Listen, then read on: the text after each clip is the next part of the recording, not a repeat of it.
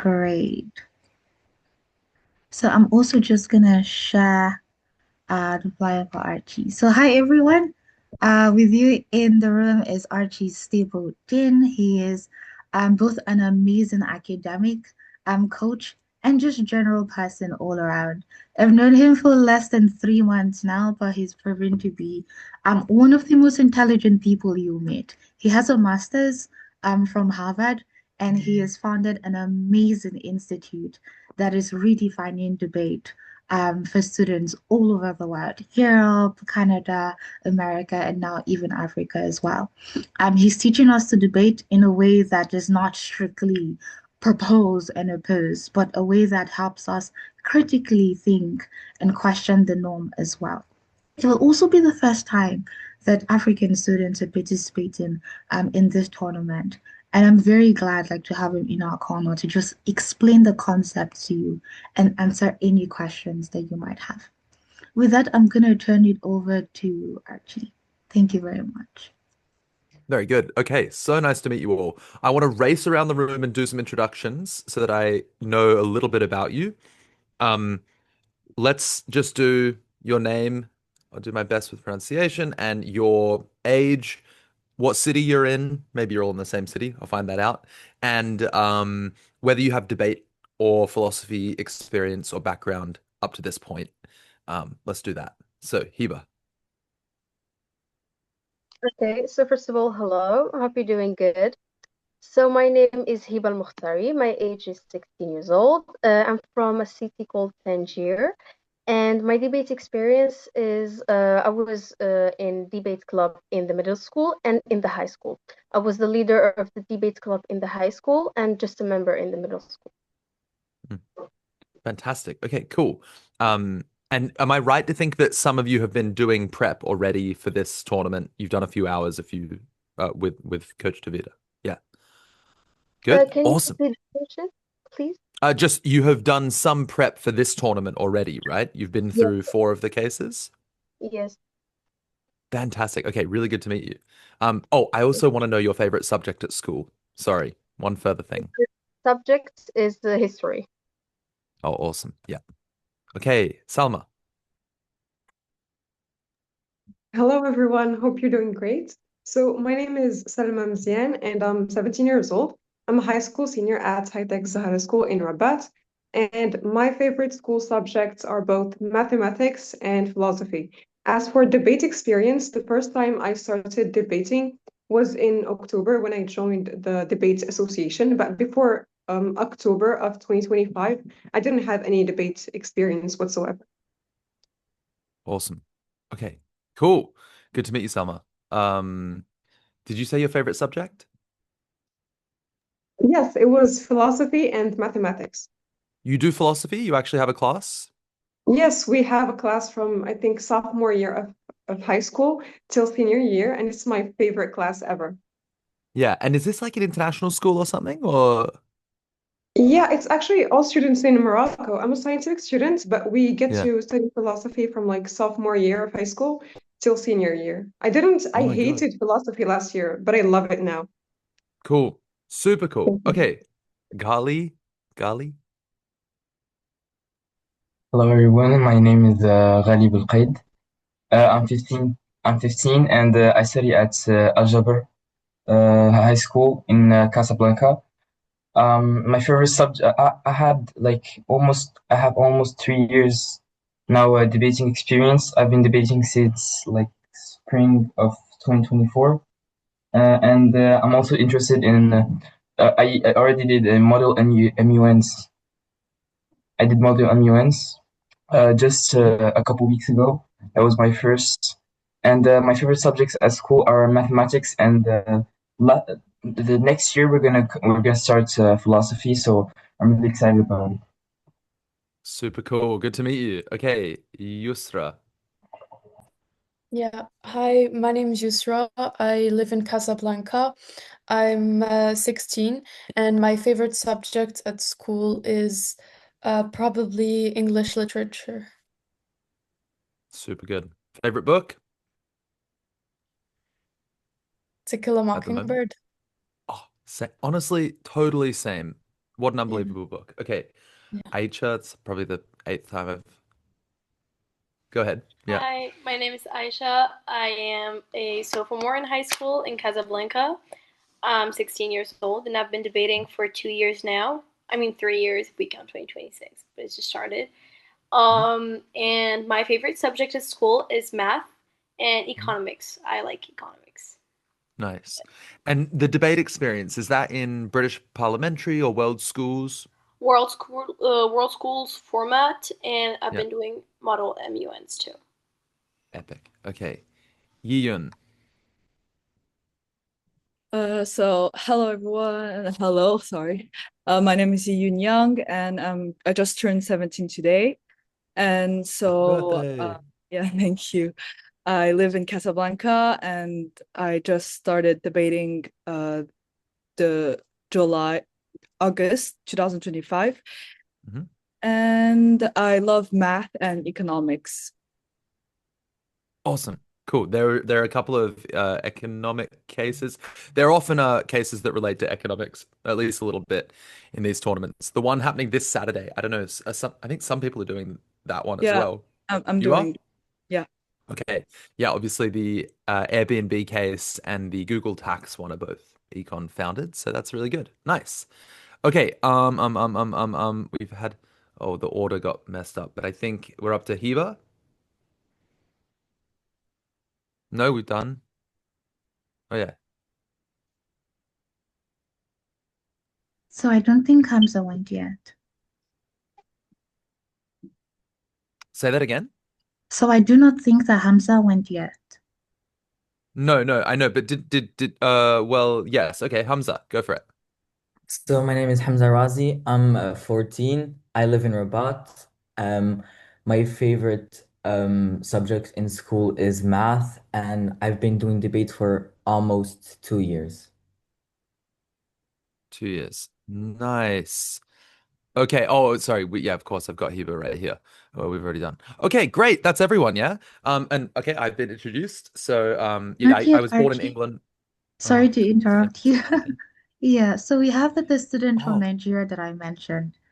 She's Yeah. joining on her mom's account, Mrs. Onyekachi.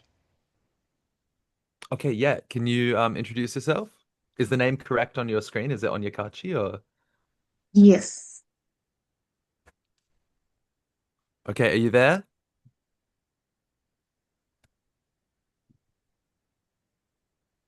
We'll wait to hear, okay? As soon as you're available on your Onyekachi, just say something and we'll come back and hear your introduction, okay? I'm sure you're just getting set up. Okay, so um, it seems like we might have a bit of a range of experience, but you've all done a little bit of this. I'm going to try to figure out where we're at. Um, have you read all of the cases? Hands up if we've read all of the cases. No? Okay, but we've done the first four. So what I'd like to do, I think, is do a little overview of the key actual part of philosophy that needs to be learnt to execute this competition really well, okay? Because these are the key theories that are really required to engage in ethics at a sort of academic level. And they relate to what's called ethical theories. So we're going to start here, make sure we have some grounding in ethical theories. Can anyone tell me off the bat, what do you think an ethical theory is?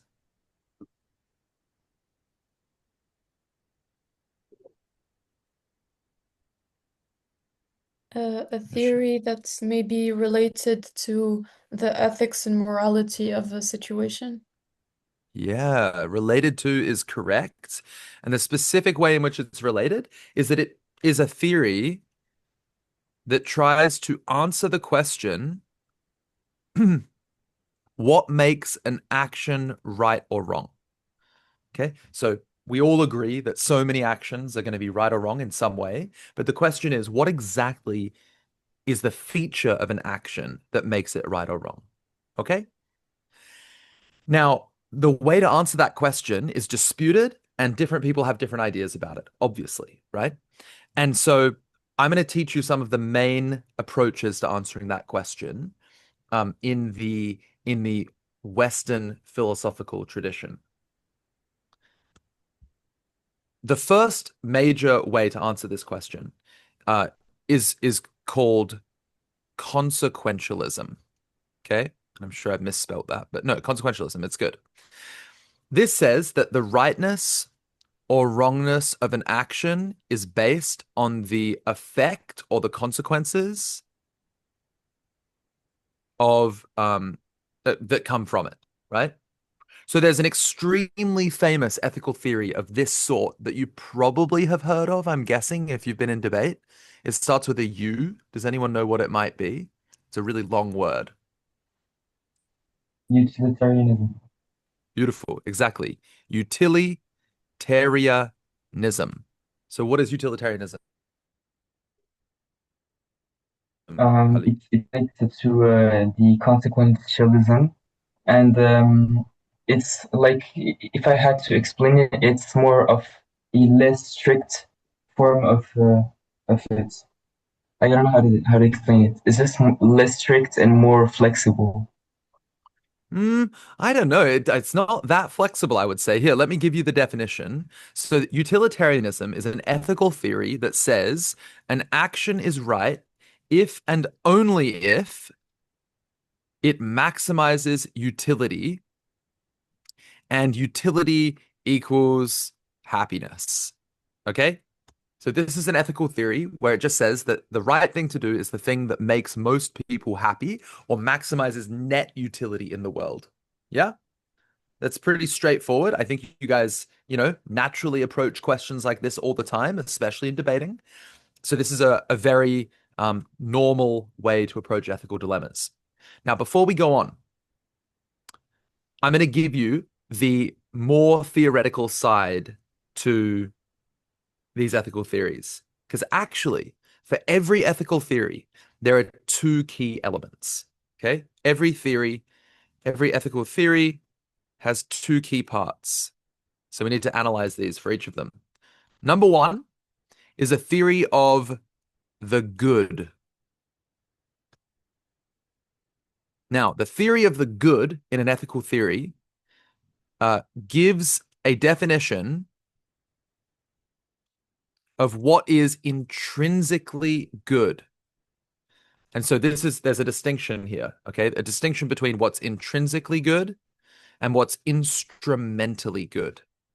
So let's try to figure out this distinction before we move on. If something is intrinsically good, it means that it's good in and of itself. It's not good because it achieves something else. It's just fundamentally good. So let me ask you, Yusra, if you have $1 million in your bank account, but you can't get it out, you can't touch it, and no one else knows about it, is it good? No, it's like literally pointless, right? So money is not intrinsically valuable. It's only valuable insofar as it allows you to purchase other things. Yeah? Okay. What about something like we can keep asking questions like this, like, well, is a holiday intrinsically good? What do you Yiyun, what do you think? Like going on holiday, is that intrinsically good or instrumentally It good? depends. So definitely it's good if you worked a lot and then you want to rest. But if it's in long term or a long vacation, like I don't know, half a year, it's not good because then you can't work and you don't work, you don't Mm. study, so you lose a lot of time. But let's think for that first one that you said, where it's just a short break, like a perfect holiday length, call it a week. Um, is it good intrinsically, or is it good because it achieves something else? What is is there a goal of going on holiday? Um, y- Not, yeah, to rest. To rest. Okay, so then resting. That's the next thing. So you go on holiday in order to rest. So is resting intrinsically good, or is resting good Yeah. because it brings something else? Yeah, it because it rests because it gives something else. It gives What is better health. Okay, and is better health intrinsically good, or is better health good because it brings something else? Better health is intrinsically good. You could argue that, definitely. It's not a crazy argument to make. Let me tell you, though, the utilitarian when they answer this question, they actually go normally one step further. Okay? They say, no, actually, health is good because it brings about the only important thing in the universe, the only truly important thing, which are positive mental states, happiness. That is the intrinsic good for a utilitarian, is positive mental states or happiness. Okay? So, theory of the good for a utilitarian, happiness is intrinsically good, suffering is intrinsically bad. Nothing else matters at an intrinsic level. It's all just in service of these two things. Okay? This makes sense to everyone? Good. Now, once you know what your theory of the good is, you now need the second component of an ethical theory, which is the theory of right conduct. Given what the good is, how do we behave in relation to that good? That is the new question. Okay? So, how should we behave given what we know about the good? So, the answer for utilitarianism is basically this. It gives you a decision procedure. And the decision procedure is, theory of right conduct is think about all the possible actions you can take, then take the action which will maximize utility. Maximize, let's make it clear, net utility. So that's happiness minus suffering. Yeah? Okay. Before we move on to our next theory, I'm going to show you how to construct an ethical argument, okay? Now, strictly speaking, some of you have been studying philosophy, so let me just ask you this. Does anyone know the difference between an inductive argument and a deductive argument? Is that a phrase that anyone has heard before? It's okay if not. I'm just wondering. No. That's okay. If we decide later to have like a full semester of classes, I will teach you that, and we'll go into like logic, okay, which is the groundwork of all philosophy comes down to like logic, and we do. It'll be great to like spend 2 hours just like reviewing how arguments really work and what the relationship is between premises and conclusions, how inferences work. We don't have time for that, so I'm going to simplify it a little bit and just demonstrate, for the sake of this competition, how we always have to format our arguments when it comes to these ethical theories. Okay? And it's like this. The key part of any of these cases is going to be presenting a theory, then making arguments relating the theory to the case. And actually, you know what? To be really explicit, at the very top, we're going to have a thesis. So a thesis is a direct answer to the question.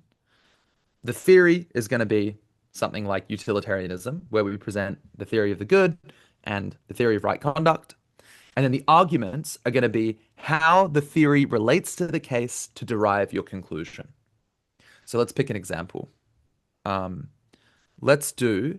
We'll do a case that you've already looked at. So I'm going to open up the case set. Oh, you've been doing the TKE case set, right? No, we've been doing the ethics Olympiad one. So we've done the first four.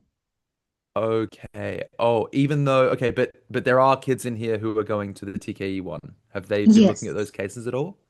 we haven't actually. We haven't looked at the TKE one yet. Okay. You guys know that there are 8 cases, right? And it's happening in like 2 days. Yes. Okay. So, yeah. Um, we're gonna look at one of them, okay, to get you a little head start. But it's gonna be, yeah, I've got a lot of work to do. I hope you have some time. Yeah. Um, yeah, especially I guess on the Saturday leading into it. But anyway, let's look at um let's look at a kind of maybe one of the more simple ones. Let's look at Okay, yeah, we're going to pick the simplest case of the bunch, case 6. So let me share my, or actually, I'll just do this.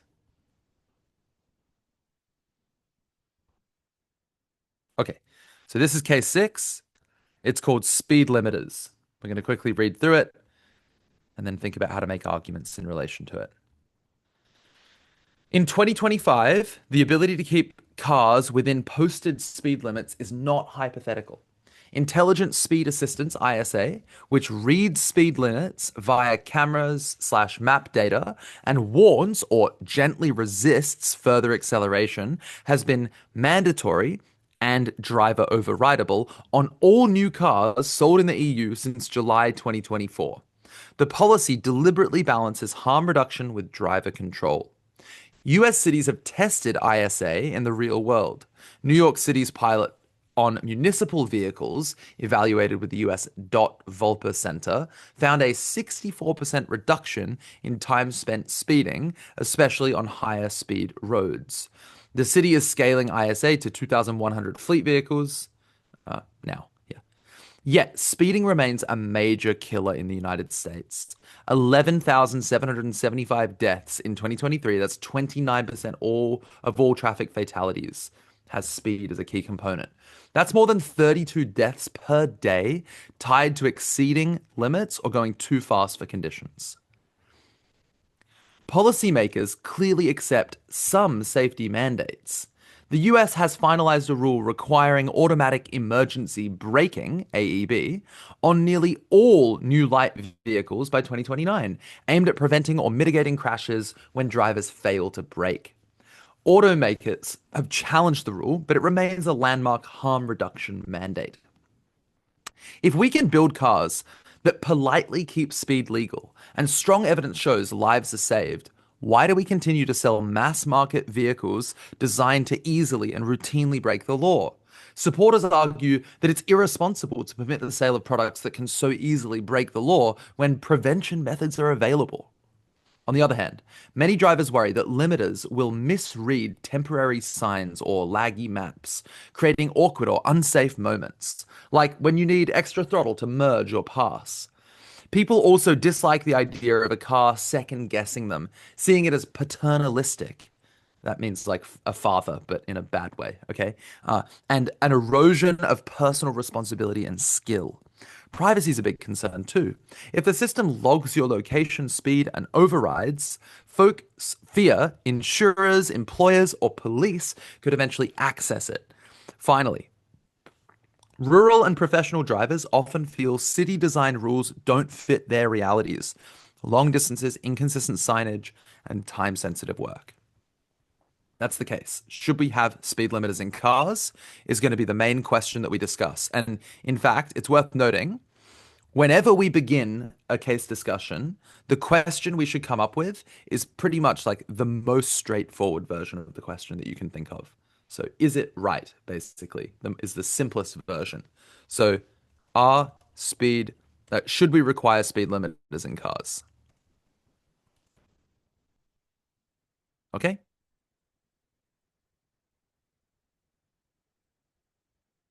Great. So, let's actually just start by kind of arbitrarily picking a side, but we'll do it based on our intuitions here. So what do we think? Let's have Aisha, what do you think? Do you think that speed limiters, and given that we're approaching the case from a utilitarian perspective, where we're trying to maximize well-being, do you think that speed limiters are good? Yeah, no, I think that if we're trying to maximize, the health side, I think that speed limit is beneficial because, well, without speed limit, then like cars when they're going to be riding, well, there's going to be like even more deaths, so it's just going to increase the death rate. And if so, then health is not protected, and if health is not protected, then people are dying, right? So at the end of the day, it's not benefiting the people, and it's not benefiting our case that supports health as a primary response. Yeah, 100%. Yeah. Very, very straightforward, right? So the answer is probably from a basic utilitarian perspective in terms of saving people's lives, which is a prerequisite for happiness, right? Obviously, you should have speed limiters in cars, I think, is the utilitarian case here. So the way we structure any argument when we're going to present it is we start by just stating the thesis. And the thesis amounts to saying what the question is and what your answer is. So you're going to start by saying, the question, ladies and gentlemen, in today's case is, should we require speed limiters in cars? Our answer is yes. This is how to get 5 marks for clarity. Okay, you need to just be absolutely explicit about your ethical position. Then you present your theory. So this is where you say, now, Judge, moving on to tell you what our theory is in today's presentation. We are going to approach this case from a utilitarian perspective. This means that we believe the intrinsically good thing in the universe is happiness and well-being and saving lives, right? And so the decision procedure we would take is just to figure out whether or not speed limiters actually maximize well-being and happiness in the world when we assess net utility gains. Notice that I'm not really trying to give an argument in here. I'm just expressing what my theoretical lens is going to be. Yeah? No arguments in the theory section, just a presentation of the theory itself.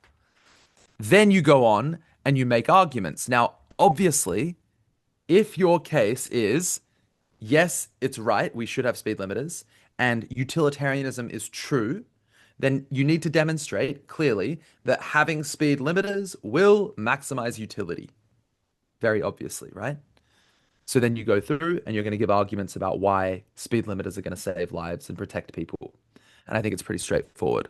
Like, one, reduces death toll on the roads, driving fast, makes it harder to avoid hazards or to correct the car if you lose control. When you hit something, the main factor of your survival comes down to the speed at which you are traveling at impact. Therefore, slowing everyone down, like, to the marked limits is going to reduce the overall death toll. Makes sense, right? Pretty straightforward stuff. Good. So this all makes sense to everyone, I hope, and it's pretty straightforward. Is this all stuff that you've already been doing? Are we covering ground that you've already covered? Does this like all ring true about how you're already structuring your presentations? Yes or no? Or kind of? We've touched on some of the theories a bit, but we haven't looked at like a clear structure. So this helps a lot. Okay. Thank you. Perfect. Okay, good. No worries. So now that we have this basic structure, this is actually the internal structure that goes within a presentation for the Olympiad. So I know we're moving quickly here, but now I would like to transition to talking not about the theories, which we'll have to come back to in a second, but about the structure of the competition itself. Okay? So let me share a PowerPoint with you. And we'll get started.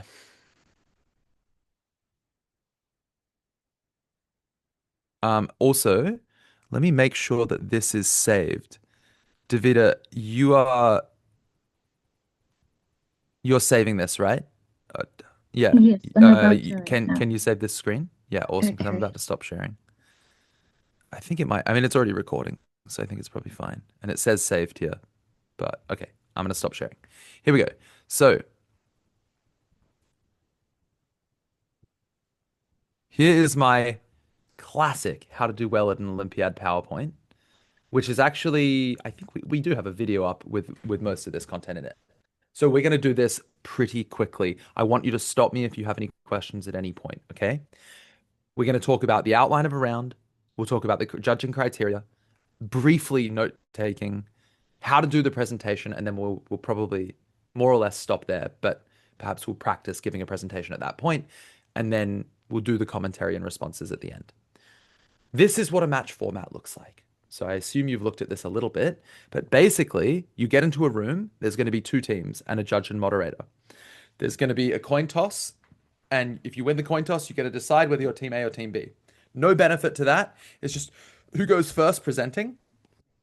But it doesn't change anything because you don't know what case it is, so you have no tactical advantage here. You just have to pick one arbitrarily, depends how you're feeling. Then the judge pulls out one of the 8 cases. They put it on the screen. Okay, one of the 8 cases. It's not going to be in order. Then they're going to present a question about that case. And the question, this is the tough part, may or may not be one of the discussion questions in the case. It might be specifically about the case, or it might be kind of generally about the case. It could be anything. And then you have 3 minutes. I know it says 2 minutes here. I have to fix that. It's 3 minutes to confer among your team if you're team A.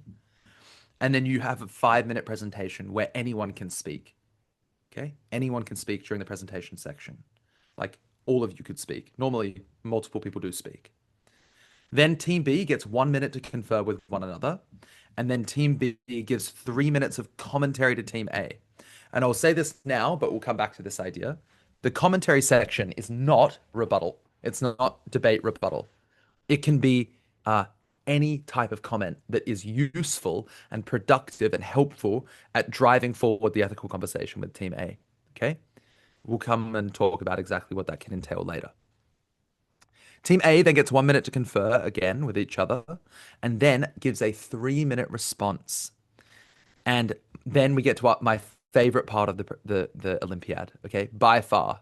This is 7 minutes of judges' questions.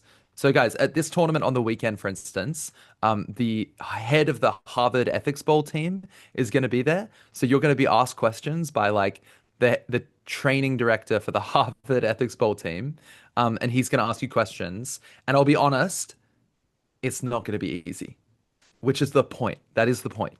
He's going to ask you questions like as if you are a college level philosophy student and just like press you on what you believe and be like, oh, you said this, but like, how does that relate to this other thing you said? And you might just suddenly realize, oh my God, we made a massive contradiction. And then you have to just like somehow deal with this. And we'll talk about how to do that later. But you should expect, given the quality of those judges, that you will be challenged. You will struggle, okay? Which is totally fine. That is the point. But we'll talk about how to address that challenge a little later. Okay. Then judges score and you swap sides. Team B becomes team A, or team B then does the case first. But it's a different case. So one of the other cases in the case set with another question. Format, clear. Clear as daylight? Yes? We're good? Okay, sweet. Judging criteria. Here's the criteria. The most important stuff is in the top left corner here, the gray box. This gray box reflects the 15 marks you can get for your presentation. Okay? So the way you get your 15 marks is 1, clarity and consistency. Was Team A's presentation clear and consistent? So clarity and consistency here means you have a clear, direct thesis and you use flagging throughout your case. Do you guys know what flagging is? Is it the same as signposting? Yeah, except I think of signposting as being at the beginning of a presentation where you're like, in this speech, we will do these 3 things, right? We're going to argue this, this, and this. Which I actually don't think there's really time for in this presentation. I don't think it's necessary. But flagging to me is the very related concept of where you flag the movement between parts of a case. So you say, now moving on to the theory. Now moving on to the arguments. Now moving on to the counter argument, right? Explicitly stating when we go from one part to the next of our presentation, which we're going to learn the structure of in a few minutes. Okay? So yeah, it is related to signposting. Maybe you call that signposting as well. B, did the team's presentation identify and discuss the moral dimensions of the case? So this is where you need to have thought about the cases beforehand and considered what are the key ethical tensions within the case. All of the cases are designed to have genuine moral conflict about things that we believe, like truly in our hearts, are important, but are in tension with one another. And we have to identify them and figure out how to move forward given those tensions. Okay? That is going to be helped by having a theoretical understanding of the ethical theories, but is not actually required. You don't need the ethical theories to identify the key ethical dilemmas. You can do that quite intuitively, and you probably are capable of doing that without any of the knowledge of these abstract ethical theories, although they will help. And then C, this is really important. Read this one carefully with me. Did the team's presentation indicate an awareness and consideration of different viewpoints, including those that would loom large in the reasoning of individuals who disagree with the team's position? 5 marks. I will simplify this. This is a counter argument, a CA. You need to have a counter argument to your own case, your own thesis. You need to have, yeah, you literally need to reject your own premise at some point during the round. Now, I have a question for Hamza. Should you have a strong counter argument or a weak counter argument? I think you should have a weak counter argument Why is that? because then you'll have to like defend less, I think. Mhm. Does anyone have a different opinion? I think maybe having a strong one might be better because if the competition judges you on like your critical thinking skills, then giving two strong points is better. Unless we have to like defend our side. So, um, yeah, the answer is you should give the strongest possible counter argument. Okay? Absolutely, far and away, the utterly strongest possible counter argument to your own case is what you have to give. Okay? Now, why do we do this? It's because, Hamza, the point of this competition is not to just like pick something that's easy to defend and then, go and defend it and just like win rhetorically. No, no, no. The point of this competition is to do philosophy, is to actually explore the complex issues at the root of these cases. So the only way to do that effectively when it comes to genuine ethical questions, to simulate what it's like to actually go through the process of struggling in the world to figure out what the right thing to do is in all sorts of different contexts, the only way to do that is to think like really deeply about what everyone, both sides might think about a case. I would say this is not just for the competition. This is for reality. This is for your actual lives. If you firmly believe something in your life, but you can't bring up the strongest counter arguments or what your opponents might say about what you believe, you can't explain what they think, you will never be able to defend your position sufficiently. And then your position is shaky and it might get attacked later. So this is like for any belief that you have, you should probably be super aware of the strongest possible counter arguments to your own belief. Okay? This is like the best way to be sure about what you truly believe. Makes sense, right? Now, but to continue to respond, I think Sorry, it was to Yusra. Go ahead. Yeah. Oh, I can't hear you. Why can't I hear you? Hold on. Can anyone else hear? No. okay, let me see. What Oh, about, now I can. okay, okay. So I was asking, can you please explain go about this? Build themselves and then what? Wait, you cut out again. You were cutting out as you said that. Okay. What So was I it? was saying, can you explain to the students how they go about the counter arguments? So they give Oh a yeah. rebuttal to themselves, and then what happens? We're gonna get there. I promise. We're definitely gonna get there. So what I was just about to say, and what we're gonna then come to in more detail in a second, in response to Yusra and now to Coach Tevida, is you must then discharge your counter argument. So you do have to then demonstrate why this counter argument does not outweigh your initial position. Okay. And that is going to be difficult sometimes because it genuinely might be a strong argument. And so maybe the correct thing to do is to sort of integrate it into your case a little bit. And maybe you want to build in a protection into your case. So you might be like, look, this is our initial position. However, this counter argument pulls us in the other direction. I'll give you an example, right? Here's a direct example. Let's say you're saying we should have speed limiters in cars because it will protect people from speeding. But the counter argument is, what about the privacy concerns? There's a principal concern that people have about giving up their private data about where they are. So you'd have to have a geolocator in the car, right? That would know where you are all the time, and that might be used by bad people that you don't know about. You want to protect your privacy. That is a legitimate argument. Now, to respond to this counter argument within our case, we would say, look, we appreciate that this really is a concern. So maybe the way to balance the utility benefits with the privacy concerns is to have a top speed limiter. In other words, you just have the car so that it can't go above the maximum speed of any road in the country that you're in.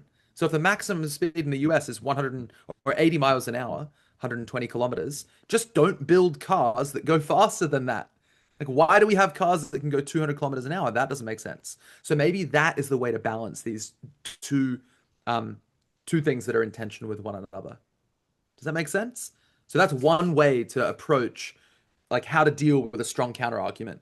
The other way is just to say, no, we don't care, right? Like, no, look, privacy is a very abstract concept. We don't actually care about privacy in and of itself. We came at this from a utilitarian perspective and we want to stand by that. So the only thing we care about is maximizing utility. And the way to do that is to save most lives. And we'd happily sacrifice elements of privacy in order to protect lives. That would be the kind of stronger way of defending your initial case. Does this make sense to everyone? Yeah. Awesome. Okay, it doesn't tell us much about commentary for Team B. I'll give you my best understanding of how we do that. And it also doesn't tell you anything about responses or judges' questions. So I'll be just telling you what I think is best there. The final thing down here, number 9, respectful dialogue. 5 marks for respectful dialogue. So in debating, I don't know, maybe you guys debate really nicely with each other, or no, it's not, you can't, right? Surely you guys debate like vicious animals, right? That's how I used to debate. Judge, the opposition have completely failed to understand every single point we've made. Like, you can't buy that first argument. It's built on completely faulty premises. Like, you know, if you can make the other team cry, then you've won, right? I'm sorry, I'm joking a little bit, but you all know that debating gets vicious. Okay. This competition,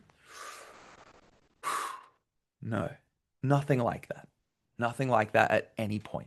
You will never, ever, ever attack someone like that, okay? Or else you'll lose marks. You have to do it in a super polite, friendly, positive way.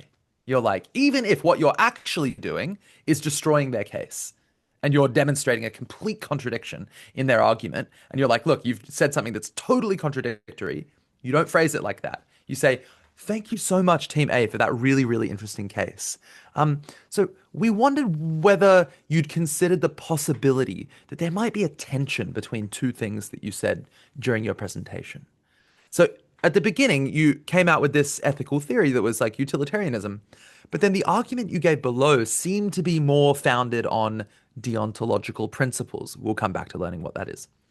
We just wonder how you'd address that seeming tension.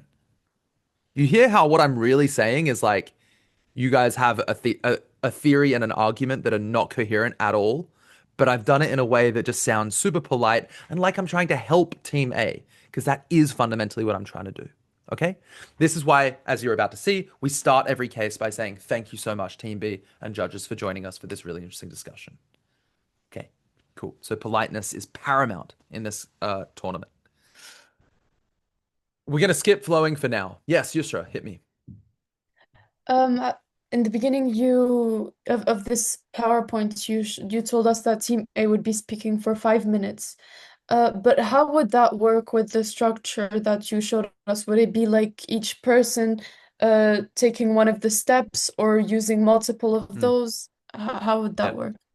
So, so the structure I showed you before is a subset of the presentation structure. This is the actual presentation or case structure in front of you now. And the answer is you decide how you want to split it up. I'll tell you, most teams will say something like, okay, you're going to do, and you could make this uniform across all 8 cases, or you could split them up so different people do different things for each case. But normally, someone's going to probably do the thanks, the thesis, definitions if they're required. Another person might do the ethical theory and the arguments. Another person might do the counter argument and response. And then a final person does the conclusion. But I mean, any structure, it doesn't matter, right? Any structure is fine. But a natural one is to divide it roughly into 3 parts. Like someone's doing the intro, right? The thanks, the thesis, and the definitions. Someone does the bulk of your side, which is the theory and arguments, and then someone does the counter argument and response, or any such subset. If you have a team of 5, then of course you can split it up further. Ian. Do you hear me? Yeah. I'm audible. So my question is, in that 5-minute presentation, can we use multiple frameworks or just one framework? So the frameworks, it's a really interesting question and actually quite a difficult one to answer from a philosophical perspective. I'll tell you, from the perspective of the tournament, just pick one, okay? But from a philosophical perspective, can you operate with multiple ethical theories which recommend different things is actually really complicated. Different people have different perspectives on this. It's part of the rich philosophical debate that actually goes on in universities. And just to flag it, some people are what we call ethical pluralists. They believe that multiple goods can all exist concurrently. So a pluralist might say, I believe privacy is intrinsically valuable and happiness is intrinsically valuable, and we have to figure out how to balance them, right? That's not unreasonable. But for this, you are going to, at least in your theory section, have a singular theory. Okay? Cool. But good question. Really good question. This is how to structure a case to my best estimation. Okay? There are 1,000 ways to skin a cat, which is a terrible expression. Do you guys have, you know that expression, right? 1,000 ways to skin a cat? No? Is that just me? It just means there's a lot of ways to achieve the same goal. I've never skinned a cat. But this is how roughly I would consider you should structure a case. So you're going to start by thanking the other team. Thank you so much, Team B and judges, for joining us for this really interesting ethical conversation. Okay? Then you're going to state your thesis. And again, we've already looked at this, right? This is the same thing we just learned before. The thesis is the question and your answer to the question, no arguments. Then I've put in here that there might be a time when you have to define key terms. I don't know. This isn't always necessary. Okay. We're going to have to think about this on a case by case basis. But if you do need to define key terms or restrict the conversation in some way, like maybe you want to say, look, we're going to talk about this from a Moroccan point of view. We're going to talk about implementing this law in Morocco because that's like our context. Let's go. Maybe that will be the time to do it, to make any clarifications about how you're approaching the case. Or like maybe you're assuming, let's assume that we won't reach super intelligence when it comes to artificial intelligence, right? We're not going to reach like a point where just any restriction you want to put on the case. Okay, fine. Then you deliver your ethical theory. We've just talked about this. You say what the theory is, and maybe you give some reason for using it. But at the very minimum, you just have to express what the theory of the good is and what the theory of right conduct is for this theory. Then you give your arguments to support your conclusion. And that will have to relate to what the theory is. So if it's a utilitarian theory, you have to give utilitarian reasons to support it. Kali. Yes, I just had a question. I was just wondering if like we could mention or like cite a popular philosopher, like a citation of him that like an ethical philosopher that correlates with the thesis, like for example, to support and our case, and if yes, where in those 8 points could we implement it? Yes, okay. Really, really good question. So, the answer to that is twofold. One, you don't want to accidentally make a fallacy. So, a fallacy is a bad form of reasoning. Okay, have you guys heard of fallacies? No? It's not the same as a Pharisee, which is a biblical thing. A fallacy is just a bad reason to support something.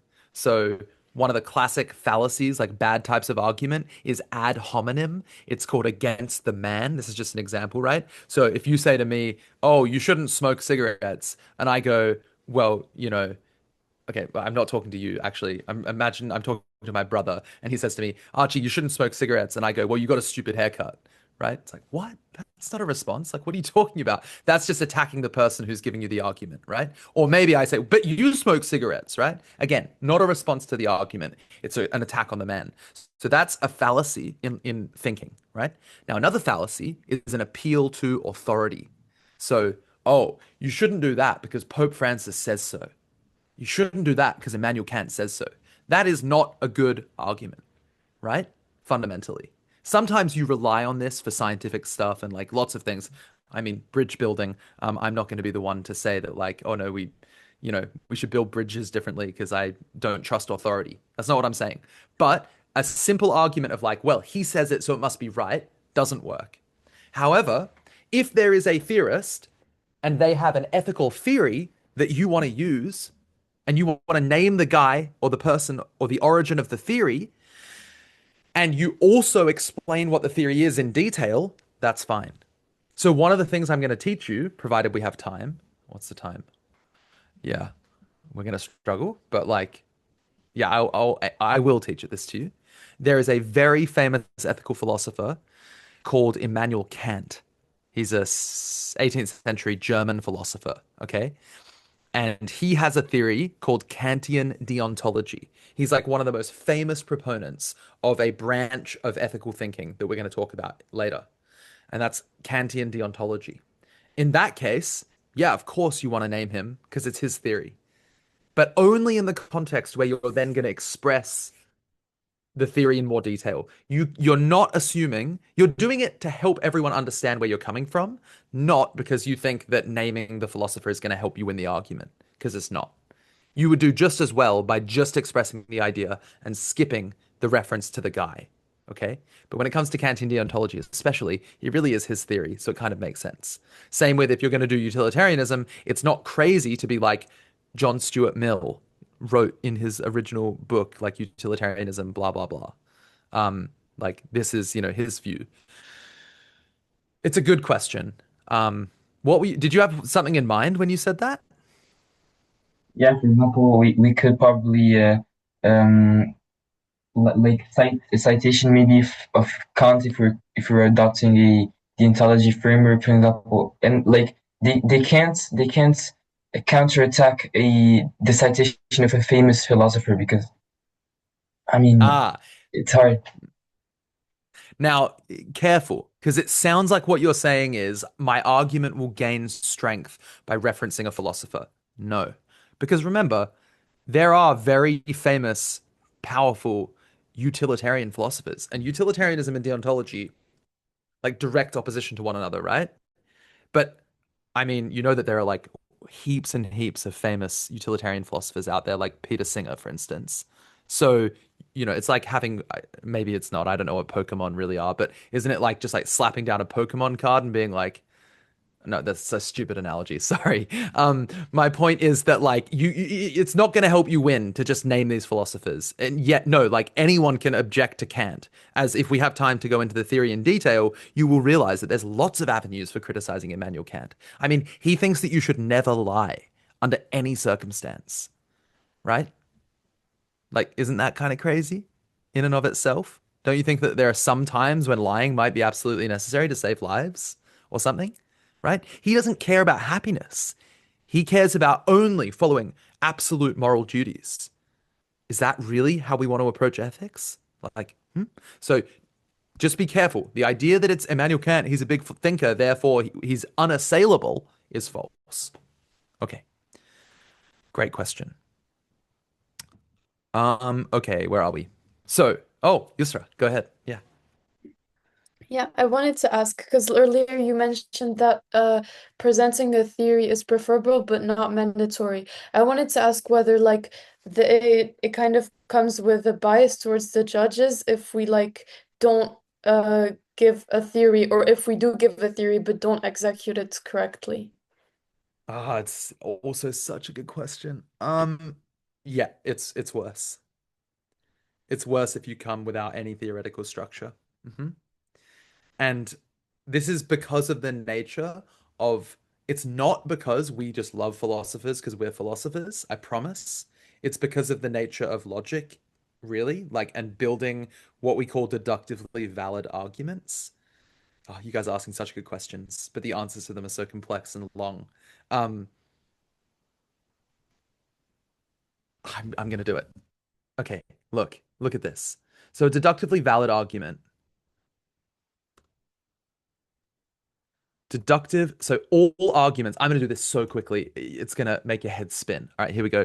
All arguments are of two sorts, more or less. That's not even true, but we're going to start with that. Okay, so two sorts. An argument, by the way, is just premises leading to a conclusion. So you're going to have premises and then they lead to a conclusion. And the thing that connects the premises to the conclusions, we call an inference. So it's an inferential move that you make between premises to conclusions in any argument.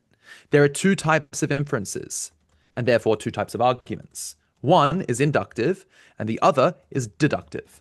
An inductive argument moves from premises to conclusions probabilistically. Probabilistically. That means that the conclusion follows with some level of certainty from like 0 to 99, or I guess, yeah, 0 to 99. And it is based on prior experience. So I'm basing my inference, my inference on prior experience. So I'll give you an example of a classic one. Ready? Like, it has rained every day this week, therefore it will rain tomorrow. Okay, that's an inductive argument. I'm basing it on past experience. It's got a probabilistic link to the conclusion. So therefore it is inductive.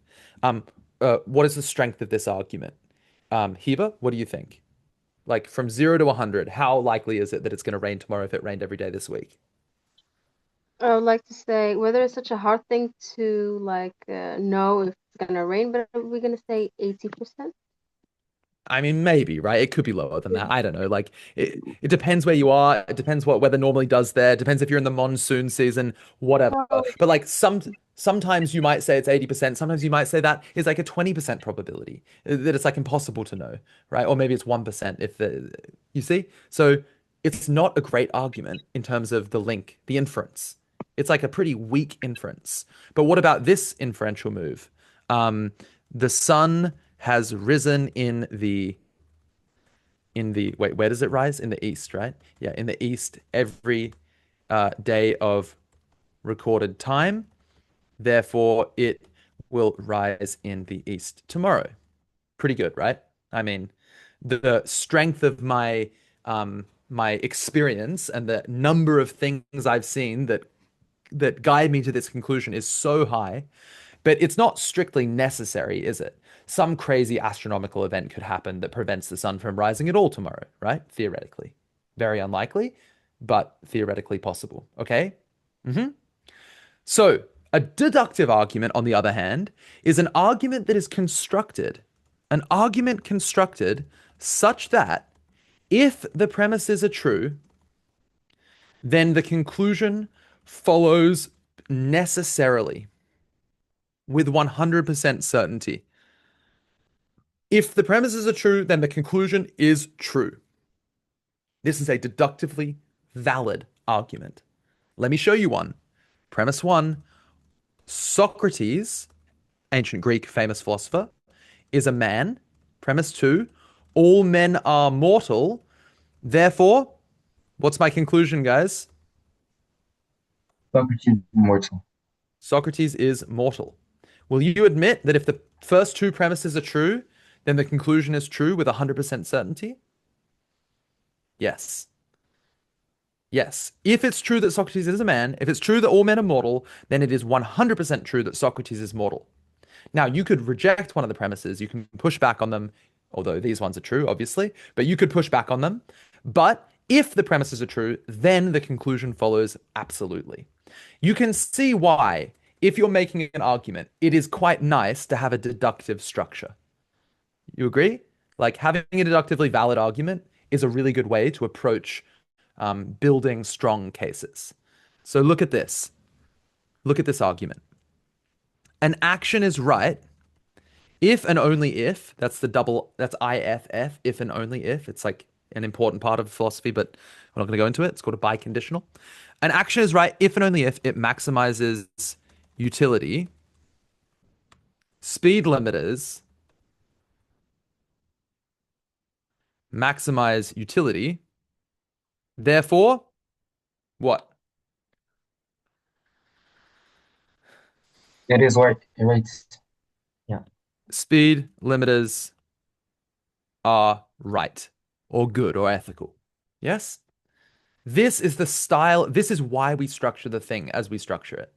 Because you are actually building a deductively valid argument by having an ethical theory to start with, because an ethical theory will define what makes an action right, and then you're going to show how that relates to the case, and that derives a conclusion with deductive validity. That's why we do this. Okay?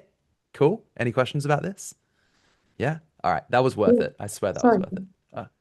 I do have a question. So my question is basically, I heard you talk about logic in philosophy, and I'm curious, is it the same thing for mathematics? Because we have Mm. studied logic in mathematics, and I don't know if it's the same thing or it's a very different Yeah. thing from mathematical Um, logic.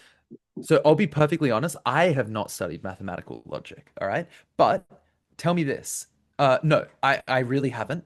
Have you guys ever done computer science though? Have you ever done coding? No. Some people, yes, some people no. Okay. It is the same exact the underlying logical structures in philosophy are the same as the ones that are used in computer science and coding. So if I look at propositional logic, this is where we break down arguments into symbols and then we represent them like this, and we represent the connections between arguments with with other symbols. Okay, so we have like letters representing sentences, and then we have connective tissue of the arguments with these symbols. So this means P and Q. This little arrow means and. Okay, this arrow going across means if then. So this sentence says if P and Q, then Q.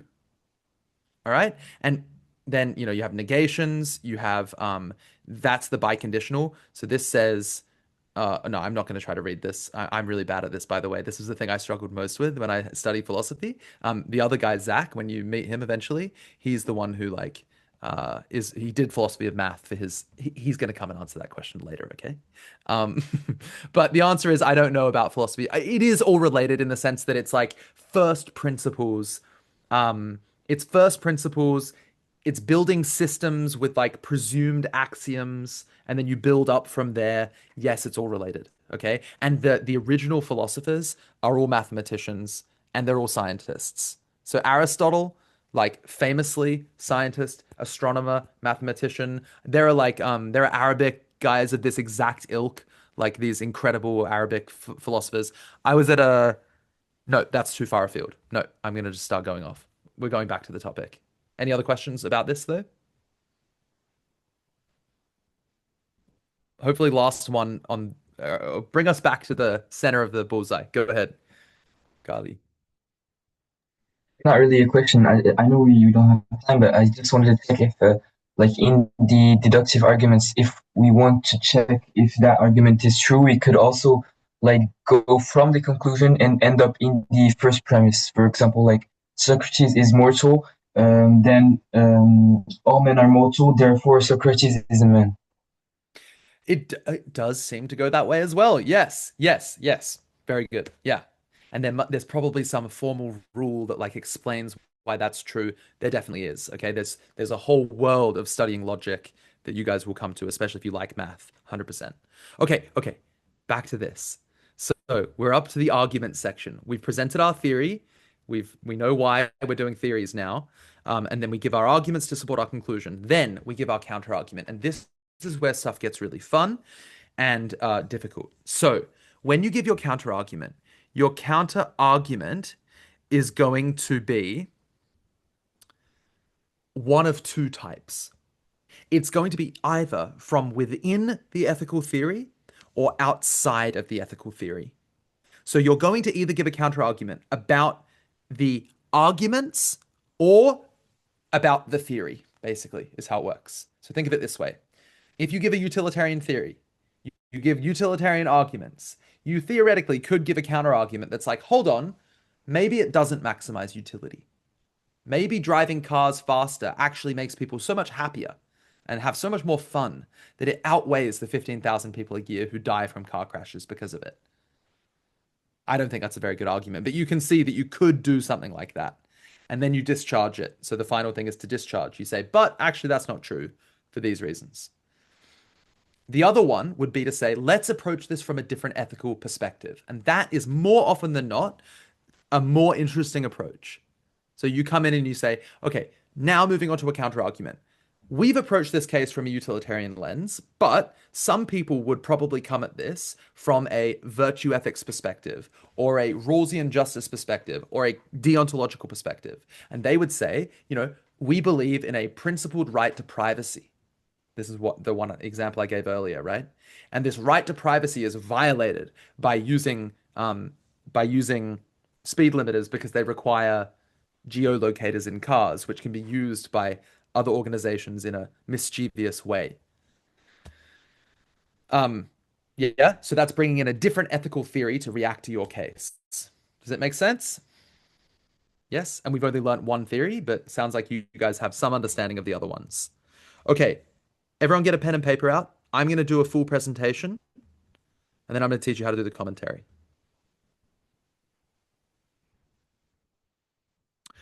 When you get your pen and paper, fold it into three parts. I'm grabbing a glass of water. Three parts, and the first part is where you're going to write the presentation down. Wait.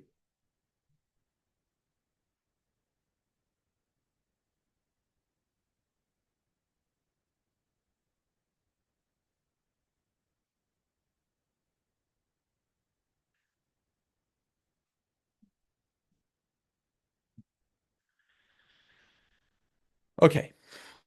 Are we ready? Everyone ready? You're going to flow.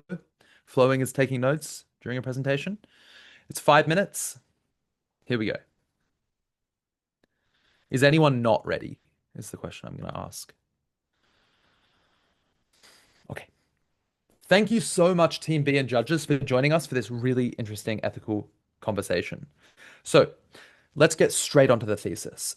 The question for today's case is, are speed limiters ethically justified, or are they required? Okay. And our answer is yes, speed limiters are required. Let's get straight onto the ethical theory we're going to approach this case from. The perspective we want to take is a very basic utilitarian structure. So this is a consequentialist ethical theory that cares primarily, or actually exclusively, about the consequences of the decision. So specifically, utilitarianism says an action is right if and only if it maximizes utility. And we understand utility as really just being happiness. So the action that maximizes the most amount of happiness is the one that we should take. Now, going on to our arguments. I'm now going to try to demonstrate by arguing through various stakeholders that putting speed limiters on cars is going to maximize utility. Let's start by thinking about the number of deaths that happen every year on the roads. Unfortunately, it's something like 11,000 people die every year, according to the case, who would not have died had they not been going so fast. The reason for this is pretty straightforward. If you're driving too quickly, you can't control the car as easily when something gets in your way. So if a deer runs onto the road, or another car does something strange, or your tire pops, anything, there's so many things that can happen when you're driving that mean that if you're going too quickly and you lose control of the car, you can't regain control of the car. And then the further compounding element is that the speed at which you hit something is going to be directly relational to how often you die because of it. So the faster you go, the more likely you are to have the car completely crumple and you die within it. Okay?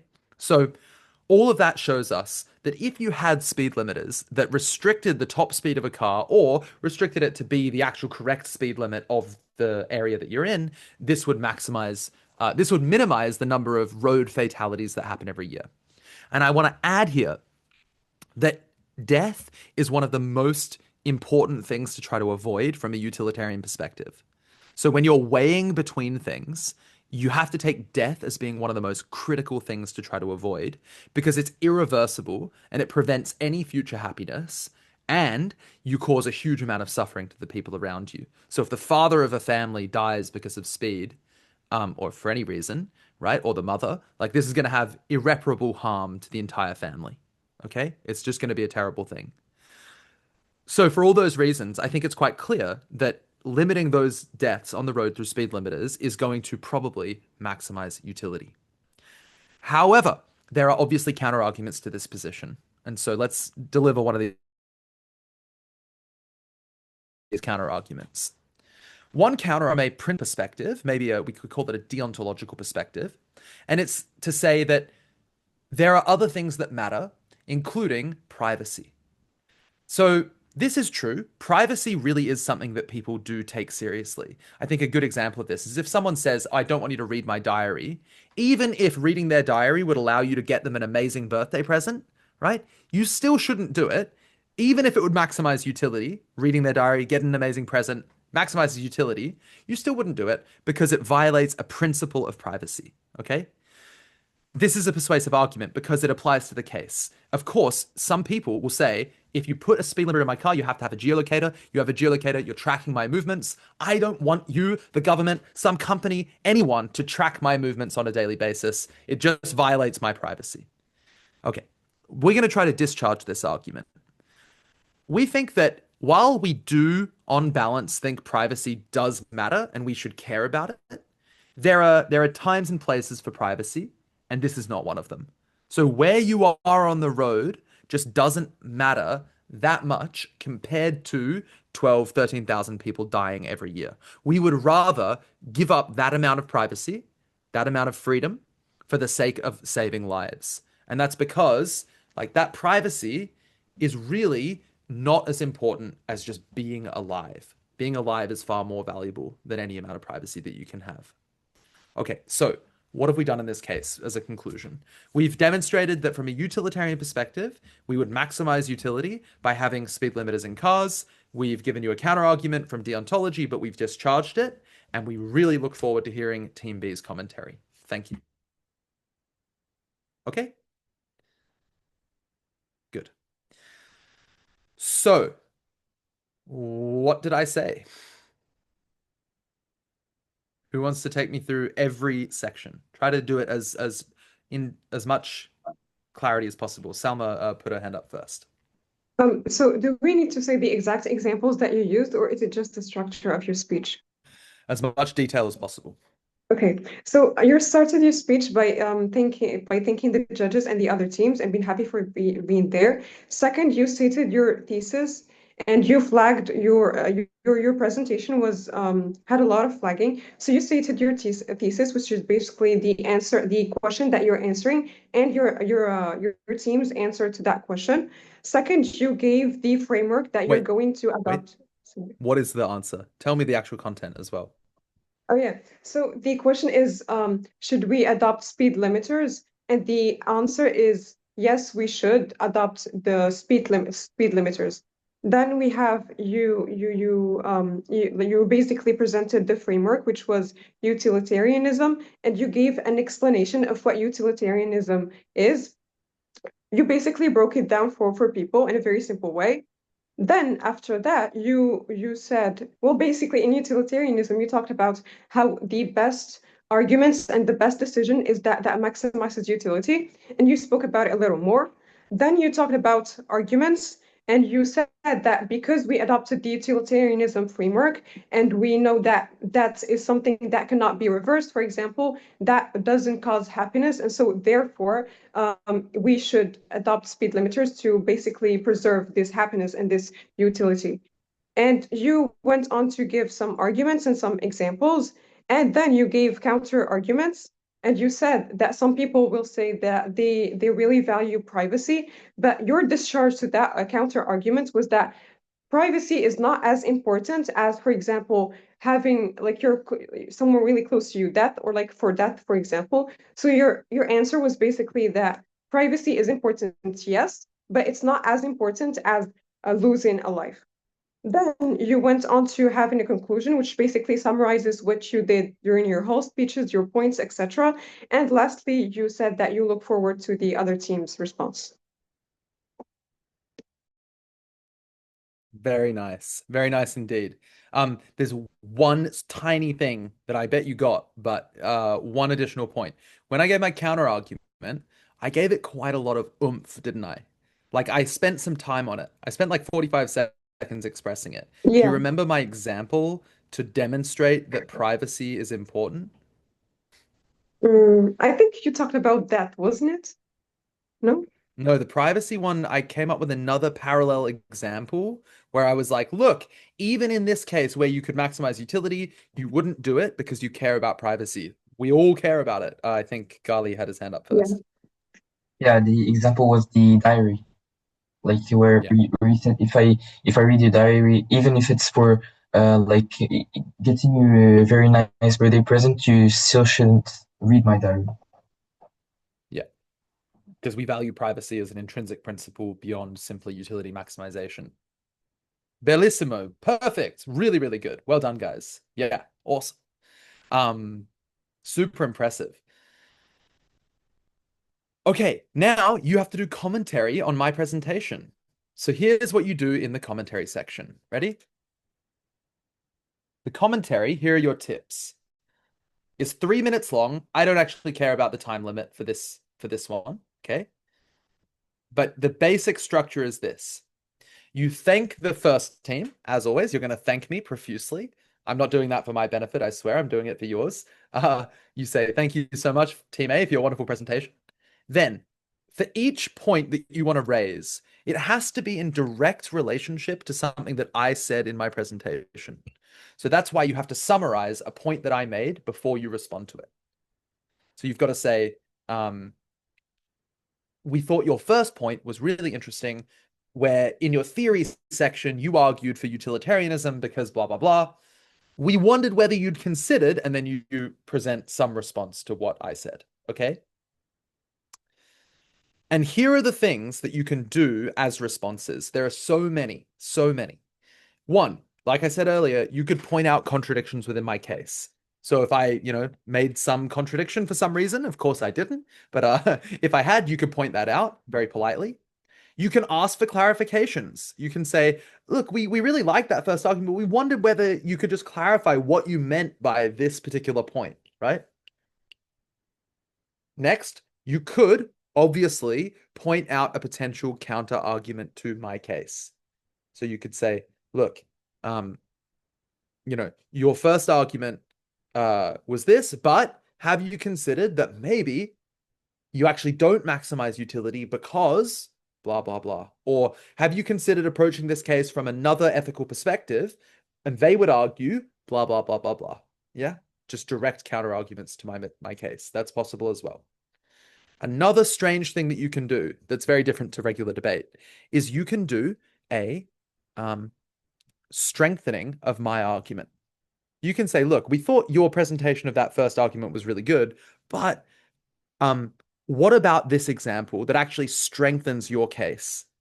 Do you think it really adds to your case when you consider the fact that children are often in the car as well? And it's not just the person speeding affected, it's also blah, blah, blah. Okay. I'm not going to give it to you because you should think of these things on your own and give them to me in my comment in the commentary section you're about to do. Now, here's what you don't need to do, and you actually shouldn't do in the commentary section. The biggest mistakes. You do not need consistency in the commentary. So you don't need to come at the case from a particular ethical perspective, like from a utilitarian perspective, and stay within that. You can come with three different ethical theories and be like, how would you respond to the virtue ethicist? How would you respond to the deontologist? How would you respond to this? Because you're not giving a position of your own. You're simply asking questions of Team A to help them develop their position. This makes sense, right? It's a very different approach than the case where you're trying to be super clear and consistent. Team B doesn't need to be. Secondly, your your source material for your commentary is their case, not really the question or the case study itself. It's your source material that you're responding to is what they said in their presentation. So to that extent, you should always summarize something they said before you give a response to it, for the sake of clarity and to make sure that you're being really truly responsive to stuff that they said, not just bringing up stuff that you believe in. Okay. And then finally, last point, don't get up there and just agree without any additional philosophical thinking. So teams sometimes get up and they go, "Oh, team A, that was wonderful. You guys did such a good job. We totally agree with your utilitarian analysis. Good stuff." And it's like, what? You didn't add anything to the round, and then you can't really get too many points for that. You haven't pushed team A to think. Aisha. I actually have two questions. First of all, is it possible for you as Team B to give kind of an unfair summary of their point, or will you be penalized if you do it? Okay, good first question. You remember how I was talking about fallacies earlier, where I said like ad hominem is a fallacy, appeal to popularity is a fallacy. Another fallacy is called a straw man. A straw man fallacy is where you set up a man made of straw because he's easy to push over, right? So it's where you deliberately um, summarize their arguments in a weak way, in a way that makes them sound stupid, and then they're easy to destroy. No, no, no. Bad, bad, bad. It's bad philosophy. It's bad discourse. It's just like being a bad person. I think it's like unethical to do that, right? No, you should do the opposite. You should actually steel man their arguments. That's where you set up their arguments in the strongest possible way to then respond to. Okay? So an example of this, if my brother says, again, same example, I don't know why I'm thinking of this, but my brother says to me, "Archie, smoking is obviously really bad." And then I go, "Oh, so you're saying we should kill all smokers? Yeah, really? That's terrible, right?" Like misrepresenting his argument to make him seem worse or like bad, is not the right thing to do. Okay, yeah.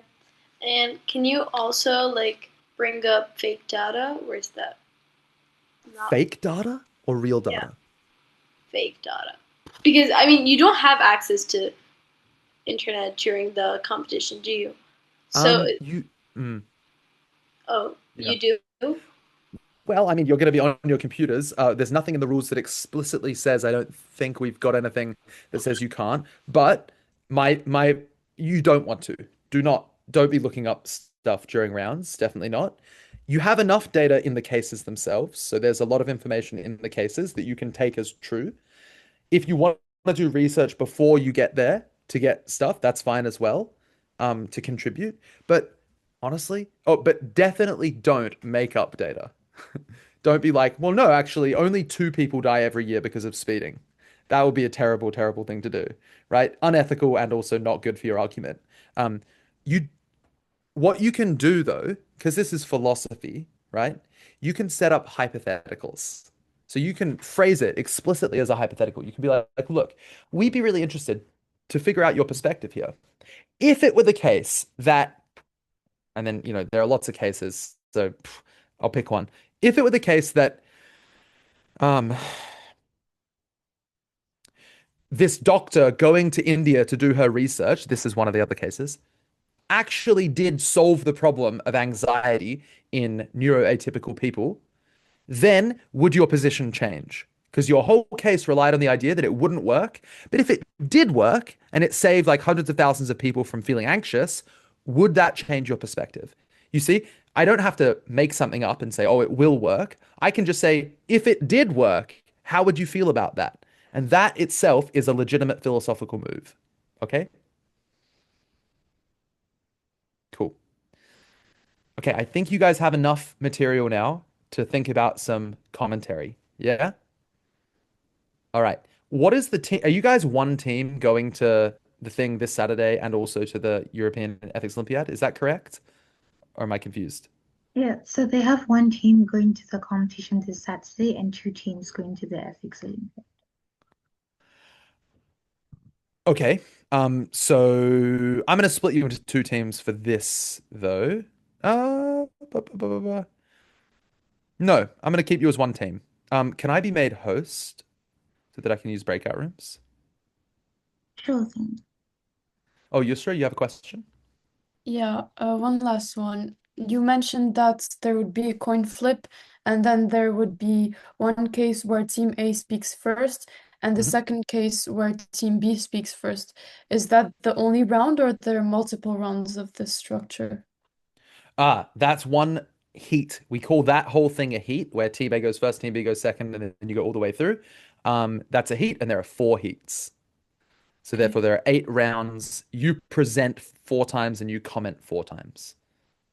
So you're going to end up discussing every case, at least partially. All right, I'm going to give you 6 minutes in the breakout room to discuss points of commentary. You're all in one room together. So, two, three. Oh, I've changed my mind again. 2 rooms. Sorry. Give you guys a bit of thinking space. So we'll do this arbitrarily. Cool. So Aisha, Gali, Hamza in room one, Salma, Yiyun, and Yusra in room two. 6 minutes. Think of commentary. Come back in, and you'll present it. Here we go. Time starts now. Sorry, David. I put you into a room.